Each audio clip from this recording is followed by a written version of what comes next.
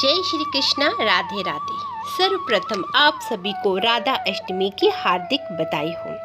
कहते हैं कि जन्माष्टमी का व्रत तब तक पूरा नहीं होता जब तक हम राधा अष्टमी का व्रत ना कर लें, परंतु कुछ लोग केवल पूजा ही करते हैं, व्रत इत्यादि नहीं रखते। वे भी राधा अष्टमी की पूजा अवश्य करते हैं और हमारी श्रीमती राधा रानी पूजा को अवश्य स्वीकार करती हैं। देखिए कितनी विचित्र बात है कि श्री राधा कृष्ण जी दोनों का जन्म एक ही मास भाद्रपद में हुआ। श्री कृष्ण जी का जन्म यदि रात के 12 बजे हुआ तो श्रीमती राधा रानी का जन्म दिन के 12 बजे हुआ। प्रेम की सही परिभाषा तो श्री राधा कृष्ण जी से ही मिलती है। लोग वृंदावन तो जाते हैं बिहारी जी से मिलने और बोलते हैं राधे राधे। हमने संतों के मुख से सुना है कि यदि आप कान्हा जी से मिलने वृंदावन जा रहे हैं तो कान्हा जी की कृपा यदि ना भी हो तो चलेगा, परंतु यदि हम पर श्रीमती राधा रानी की कृपा हो गई तो समझो बांके बिहारी लाल की कृपा स्वतः ही हो गई है। ये बात 100% सही है। इसलिए कृष्ण प्रेमियों को सदैव राधे राधे बोलना चाहिए। कृष्ण जी से पहले भी श्रीमती राधा रानी का नाम लेना अति अनिवार्य है। श्री नरोत्तम दास ठाकुर जी कहते हैं कि अपने शरीर को श्री राधा रानी के चरणों की धूल से सुशोभित करें, फिर आप सरलता से गिरधारी जी को पा लेते हो। हमारी वैष्णव आचार्य तो यहाँ तक कहते हैं कि श्रीमती राधा रानी के विषय में कुछ भी कहने का सामर्थ्य उनमें नहीं है, तो फिर मैं तो प्रयास भी नहीं कर सकती। भाद्र मास में रविवार के दिन शुक्ल अष्टमी पर आधी रात के पीछे ज्येष्ठा नक्षत्र के चौथे चरण में श्रीमती राधा रानी का जन्म हुआ।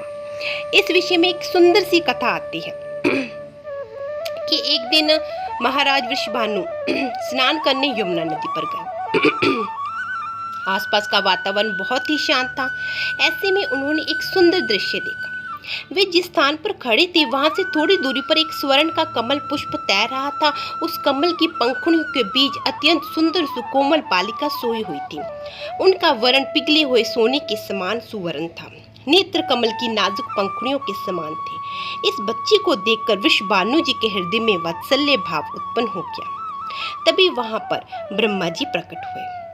उन्होंने वृषभानु से कहा कि हे वत्स, तुमने और तुम्हारी पत्नी ने पूर्व अनेकों जन्मों में घोर तपस्या की थी, सिर्फ इसलिए कि श्री विष्णु जी की प्रिय संगनी को अपनी पुत्री के रूप में प्राप्त करें। इस जन्म में तुम्हारी ये इच्छा पूरी हुई।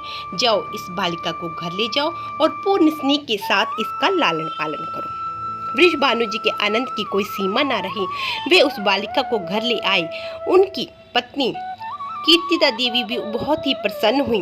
अब श्री राधा रानी उस घर में पलने लगी। बस समस्या ये थी कि वे ना तो रोती थी, ना ही उसने अपनी अभी तक आंखें खोली थी। ये देखकर वृषभानु और कीर्तिदा देवी अत्यंत चिंतित थे। तभी नारद जी वहां पर आए और उन्होंने सुझाव दिया कि आप लाली का भव्य जन्मोत्सव करें, जिसमें आप अपने परम प्रिय मित्र नंद महाराज को परिवार सहित अवश्य बुलाएं। तो लीजिए, उत्सव का दिन भी आ गया। नंद महाराज अपनी पत्नी यशोदा और पुत्र कन्हैया लाल के साथ बरसाने में आ गए। सभी आपस में बधाइयां देने में व्यस्त हो गए, परंतु हमारे नन्हे श्री कृष्ण जी को पता था कि उन्हें कहाँ जाना है और क्या करना है। हमारे कान्हा घुटनों के बल चलते हुए श्री राधा रानी के झूले के पास पहुंच गए। झूले के पास पहुंचकर हल्के से उठकर कान्हा जी ने श्री राधा रानी को देखा। अब श्रीमती राधा रानी भी समझ चुकी थी कि उनके प्राण प्रिय श्री कृष्ण जी आ गए हैं। अब श्री राधा जी ने अपने कमल नेत्र खोले और सर्वप्रथम श्री कृष्ण जी के ही दर्शन किए और थोड़ी देर में रोने लगे। वृषभानु और कीर्तिदा देवी राधा रानी को खुली आंखों से रोते हुए देखकर प्रसन्न हो गए। वास्तव में श्री राधा रानी और श्री कृष्ण में कोई भेद नहीं है। श्री कृष्ण यदि रसराज हैं तो श्री राधा रानी भाव स्वरूप यानी महाभावमय। यहाँ पर भाव का अर्थ भक्ति है। श्री कृष्ण सबको आकर्षित करते हैं, परंतु राधा रानी स्वयं श्री कृष्ण जी को आकर्षित करती हैं, इसलिए उन्हें मदन मोहन मोहिनी भी कहा जाता है।